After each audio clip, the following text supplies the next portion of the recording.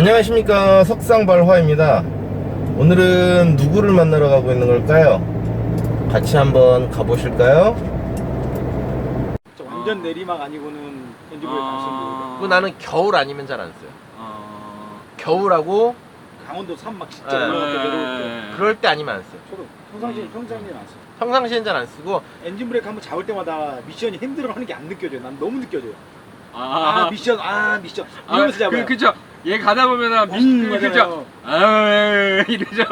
근데 뭐든지 기계는 하나를 얻으면 하나를 잃어야 돼요. 근데 사람들이 두 개를 다 얻고 싶어 하니까 그게 문제인 거예요. 근데 두 개를 다 얻으려면 우리가 예를 들어서 디지털 제품을 사요. 디지털 제품. 예를 들어서 가성비 좋다라는 게 뭘 도구 얘기해요?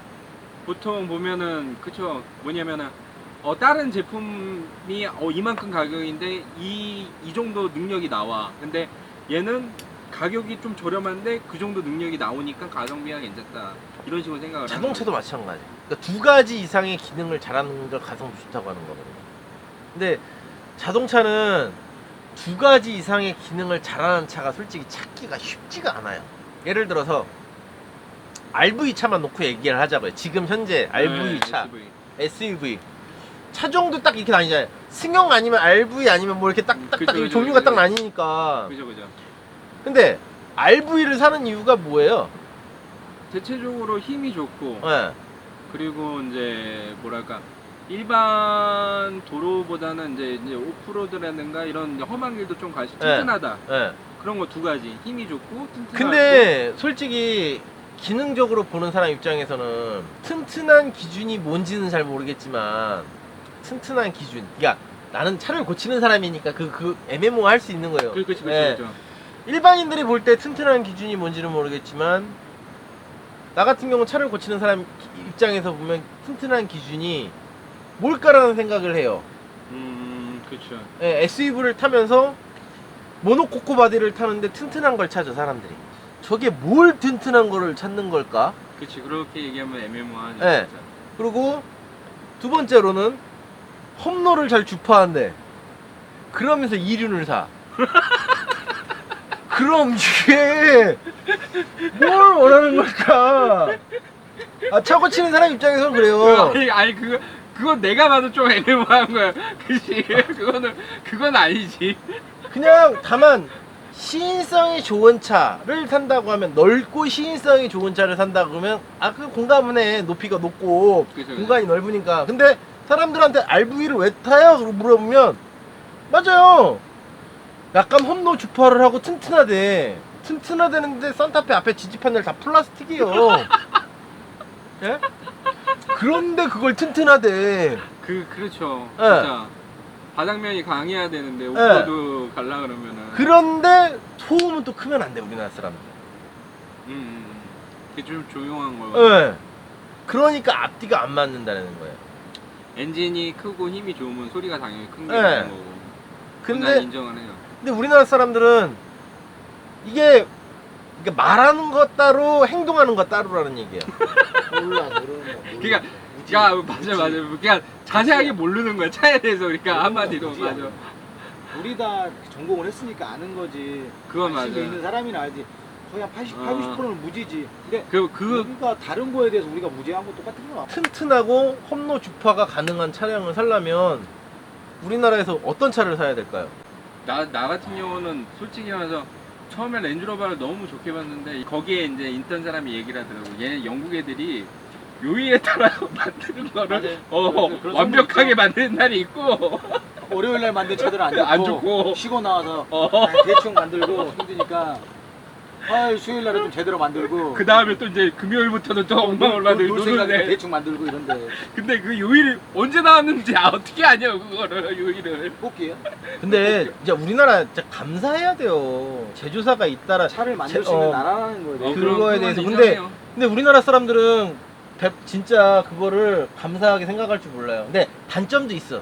그 제조사가 있음으로 인해서 제조사 권력이 세지다 보니까 튜닝이라든지 이런 문화를 좀 너무 막아놔서 대기업이 너무 크니까. 원래는 형이 미국에 살아요. 네. 근데 미국에 사는데 미국 같은 경우 사실 이 공인비가 만만치가 않거든요. 크죠? 네, 그래갖고 웬만하면은 미국 애들은 차는 다 끌고 다니는데 너무 비싸니까 자기가 책 보고 아니면 이렇게 수리하는 경우가 많아요. 거기 미국 같은 경우는 참 재밌는 게 뭐냐면은 거기서 내가 전문가면은 전문가 말을 다 따라줘야 돼. 이 사람이 거짓말인데 진짜는 자기는 모르기 때문에 따라줘야 되는 거야. 근데 우리나라 사람들은 인터넷 봐갖고 조금 안다 그러면은 그거 가지고 아는 척하고 따지기부터 하는 거지.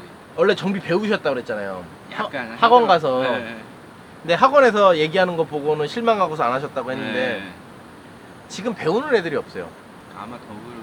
예, 지금 배우는 애들이 없기 때문에, 그러니까 배워도 대기업으로만 가려고 그러거든요. 예를 들어 수입차 회사라든지 이쪽으로 가려다 보니까 현장에는 사람이 없어요. 그러면 사람이 없다는 얘기는 왜 나는 항상 바빠서 내 차 먼저 해줘가 우리나라 사람들의 특유의 그거거든요. 맞아요. 기다릴 줄 알아야 되는데 그게 안 돼요. 예, 내 차 먼저 해줘가 저기고 내 차 바빠거든요. 별로 바빠 보이진 않는데 내 차 먼저 해줘요. 그러면 사람은 없기 때문에 인건비는 계속 오를 수뿐이 없어요.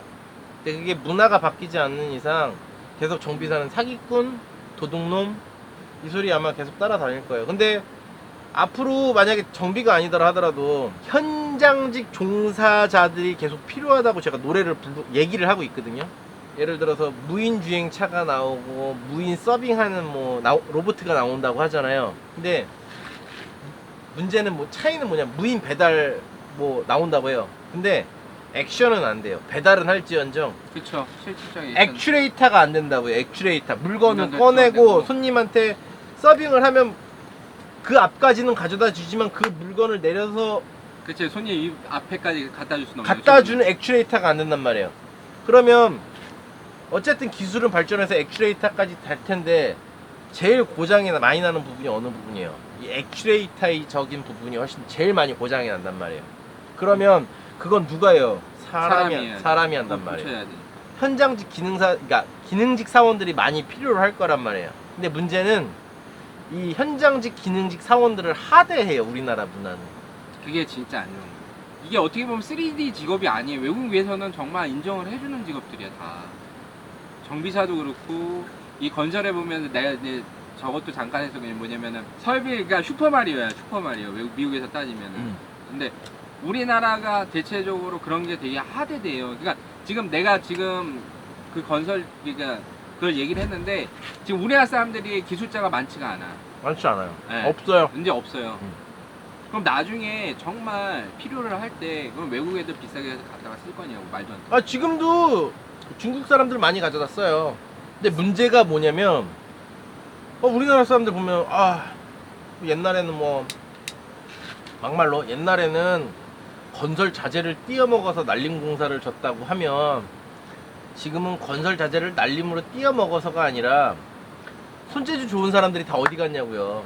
우리나라 사람들 그렇게 손재주 좋다면서요. 안 하지. 안 하다 보니까 건설 현장도 요즘에는 불법 체류자. 불법 체류자 단속하는 그거 떠봐요. 건설 현장도 사람이 없어요. 맞아요. 싹 사라져요. 예. 그러니까 이게 어떻게 보면은 참 이게 모르겠어. 나 같은 경우는 그게 참 잘못된 게 그러니까 그거를 합법화 시키면서 외국인 근로자를 받아가지고 그렇게 써버린 게 문제가 된 건 사실이에요. 근데 그러면은 상황이 이렇게 됐으면은 그러면 내국인을 살리려고 노력을 많이 해야 되는데 그런 게 없어. 근데 정비사를 너무 사기꾼으로 보는 사람들이 너무 많아요. 그러니까 정비사뿐만이 아니라 우리나라는 예를 들어 노가다한테도 저 노가다 진짜 더러운 거.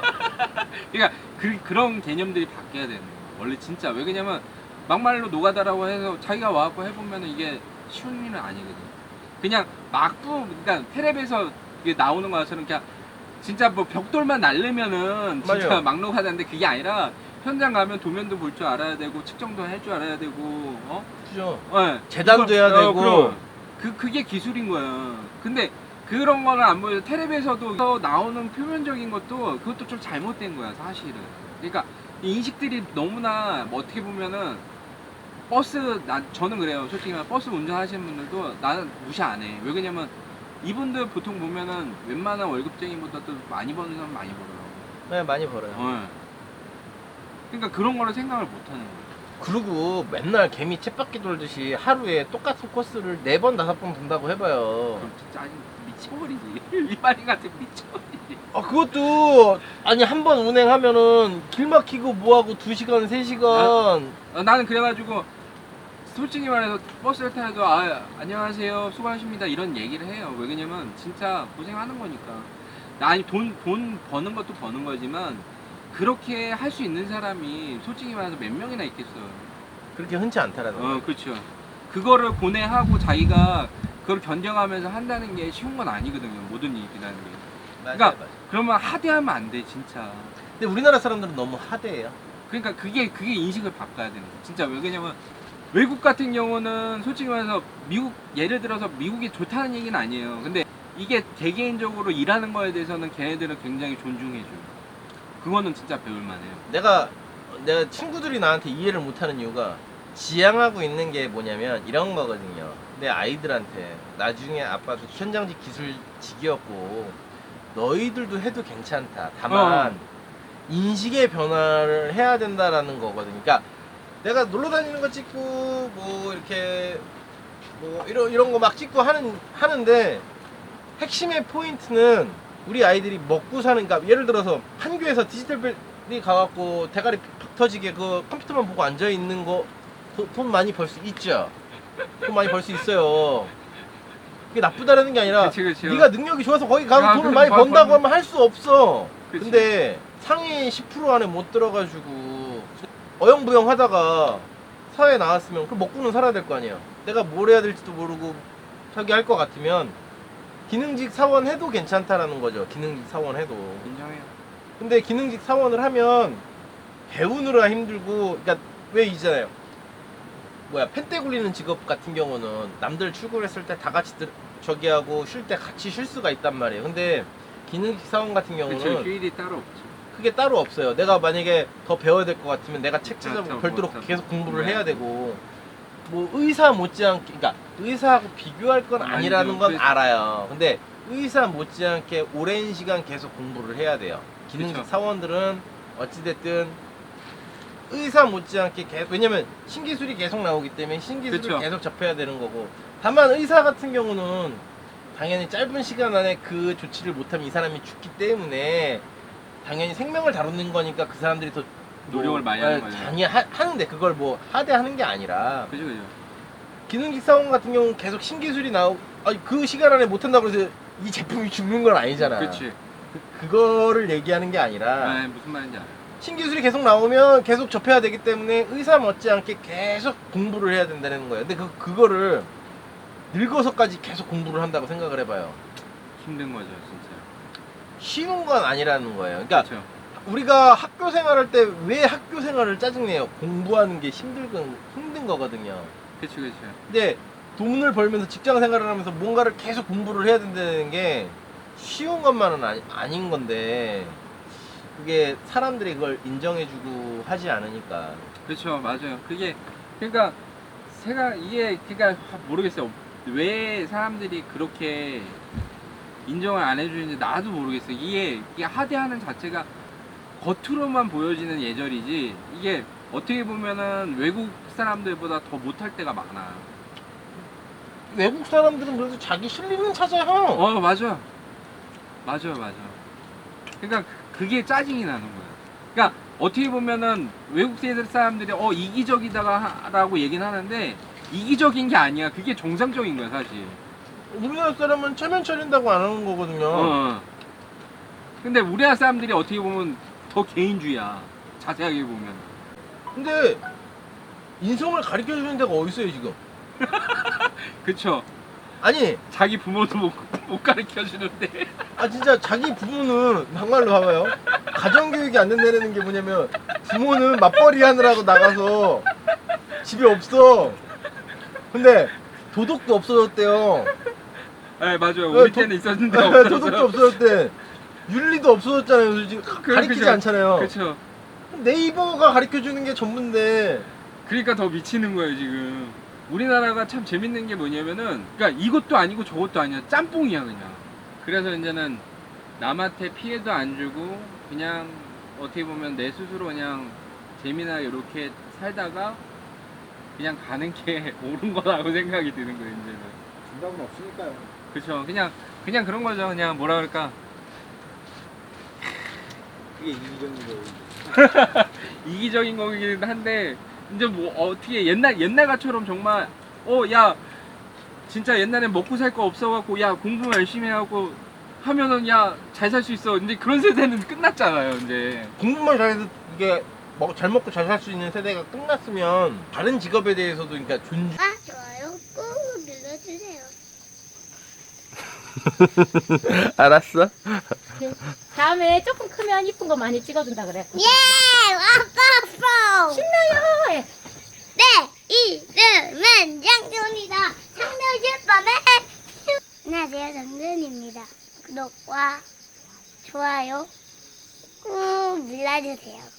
오.